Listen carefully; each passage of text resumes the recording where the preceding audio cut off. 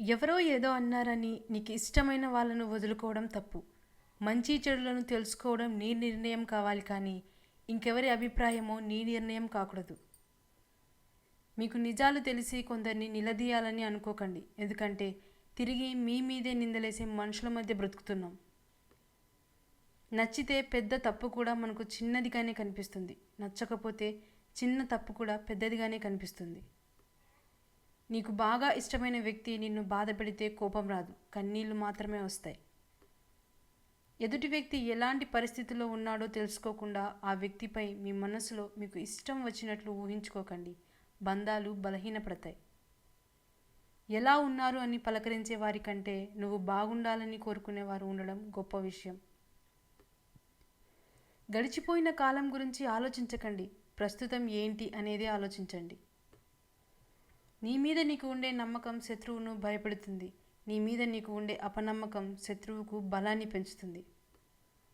హక్కు అధికారం ఎవరిపై ఎంత చూపాలో అంతే చూపండి. శృతి మించితే బంధాలు కలుషితమై దూరం అవుతాయి.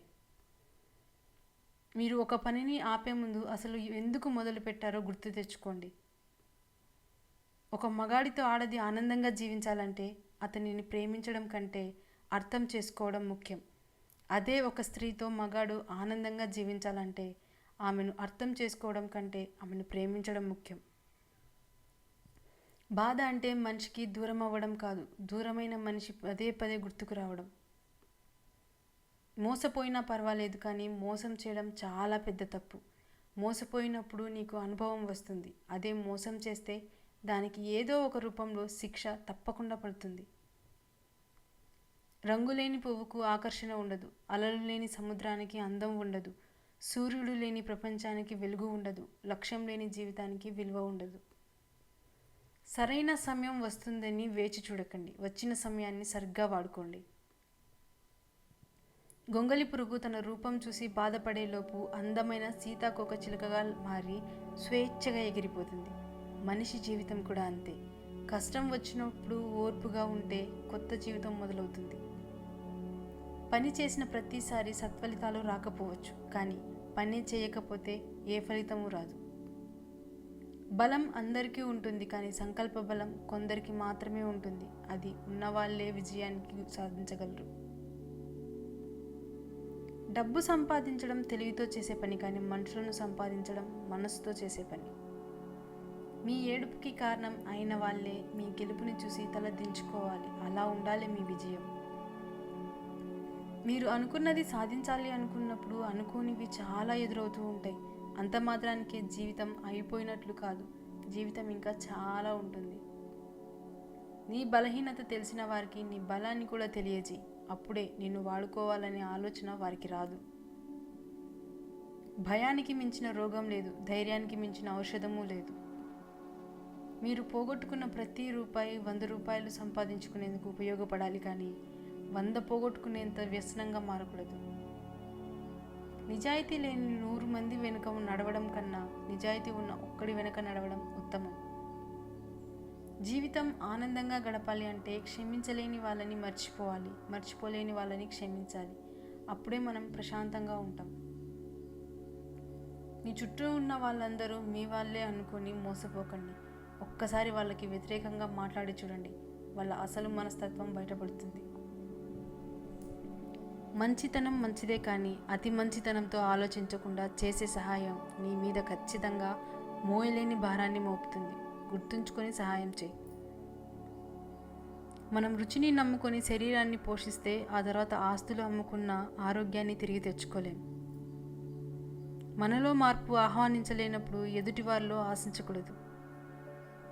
ఒకరికి మంచి వాళ్ళం, ఇంకొకరికి చెడ్డవాళ్ళం. ఒకరికి ఏమీకం, మరొకరికి అన్నీ మనమే. ఇదే జీవితం.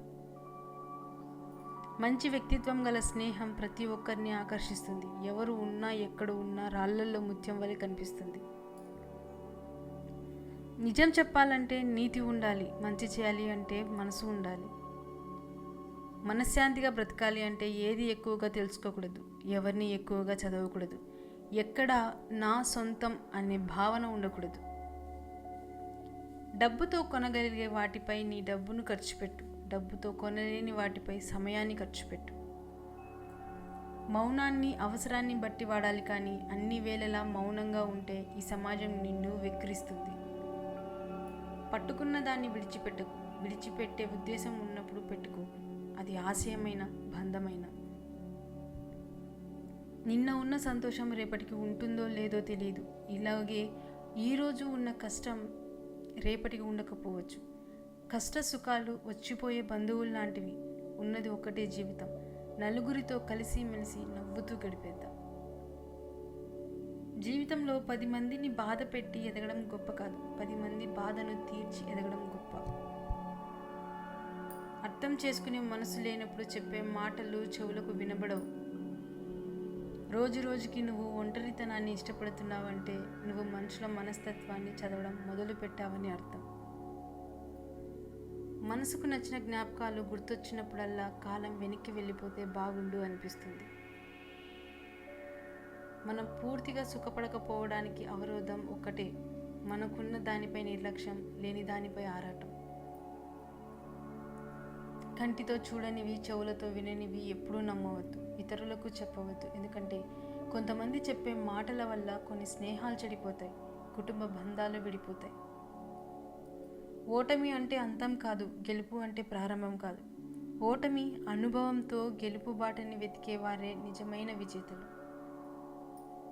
ఎవరితోనూ మీ రహస్యాలు చెప్పుకోవద్దు. మీ రహస్యాలను మీరే దాచుకోలేకపోతే మరి ఇతరులు ఎలా దాచుకుంటారు? ఒక్కసారి ఆలోచించండి. జీవితంలో మంచి రోజులు రావాలంటే కాస్త సమయం పడుతుంది. ఆ కాస్త సమయంలోనే మనకు జీవితం అంటే ఏమిటో, దాని విలువ ఏంటో తెలుస్తుంది. ఏదైనా కష్టం వచ్చినప్పుడు నాకే ఎందుకు ఇలా జరుగుతుంది అని కాకుండా, నాకు జీవితం ఏదో నేర్పాలని చూస్తుంది అని ఆలోచించి చూడు. ఆశపడి బాధపడడం కంటే ఏది సాధించకుండా ప్రశాంతంగా ఉంటే దానిని మించిన ఆనందం వేరొకటి లేదు.